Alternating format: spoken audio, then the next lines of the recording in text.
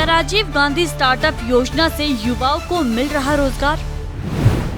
सरकार ने राजीव गांधी ई startup taxi योजना की शुरुआत की है।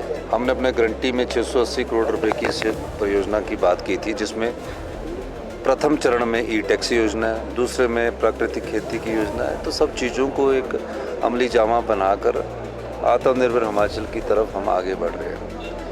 ई टैक्सी योजना एक ऐसी योजना है जो पर्यावरण अनुकूल है, जिसमें रोजगार अनुकूल है, जिसमें सरकार एक ई टैक्सी का जो अनएम्प्लॉयड यूथ है, ई टैक्सी खरीदने के लिए 50% की सब्सिडी देती है।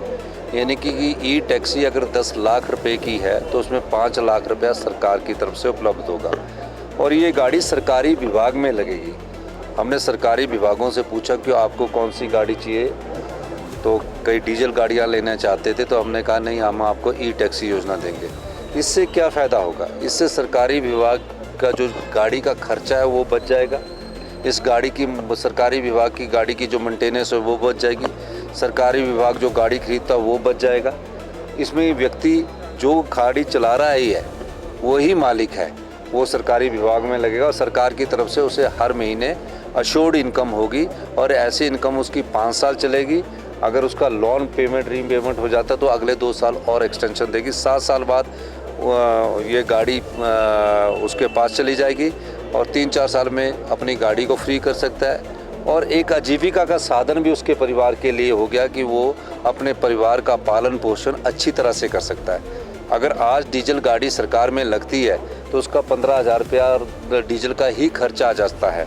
तो इसमें खर्चा 15,000 अगर यही गाड़ी डीजल की होती और पेट्रोल की होती तो 15,000 रुपये महीने का डीजल और पेट्रोल लगता। लेकिन ई टैक्सी योजना के द्वारा उसका सिर्फ महज 3,000 रुपये का चार्ज लगेगा, जिसका कोई ज़्यादा खर्चा नहीं है। इसलिए ई टैक्सी योजना से लोगों को रोज़गार का फ़ायदा मिल रहा है।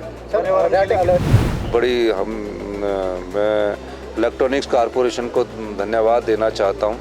1 साल से हम विदेशों में रोज़गार प्राप्त करने के लिए सरकार की तरफ से प्रयास कर रहे थे और सरकार के प्रयास सफल हुए और इलेक्ट्रॉनिक्स कॉरपोरेशन को भारत सरकार की ओर से हिमाचल के युवाओं को विदेश में रोज़गार उपलब्ध करवाने के लिए लाइसेंस मिल गया है। उन्होंने हमें एक लिस्ट दी है मिनिस्ट्री ऑफ एक्सटर्नल अफेयर्स ने कि इन देशों में इन लोगों की ज़रूरत है। तो मैंने कहा कि पहले आप सभी जो वहाँ के एम्बेसडर हैं उनसे बातचीत कीजिए और रिटर्न एक डॉक्यूमेंट्स बनाइए और जो हमारे वहाँ युवा साथी रोज़गार प्राप्त करने के लिए जाना चाहते हैं उन्हें पे पैकेज क्या मिल रहा है, क्या उसके कार्य के अनुसार पे पैकेज मिल रहा है।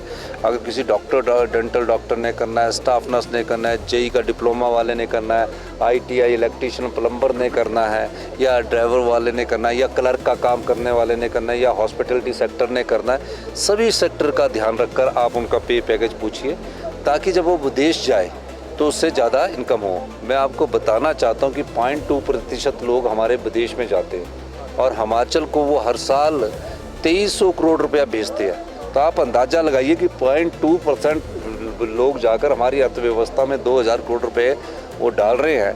अगर हम 0.4 भी गए तो 4000 करोड़ रुपया हमारे अर्थव्यवस्था में आएगा। तो अब हमारे जो हमने दिशा निर्देश विभाग के अधिकारियों को दिए, जल्दी इसमें कार्य शुरू होगा और आप देखेंगे कि अब हमारी सरकारी एजेंसी जब भेजेगी तो उसमें विश्वास होता है। महज भेजना दायित्व नहीं है, उन्हें पे पैकेज अच्छा मिले वो भी दायित्व है और उनकी सुरक्षा वहाँ विदेश में भी हो वो भी दायित्व है। ये हमारी सरकार की सोच और के कारण हमने इसमें आगे बढ़े और आप इसका लाभ आने वाले समय में देखेंगे।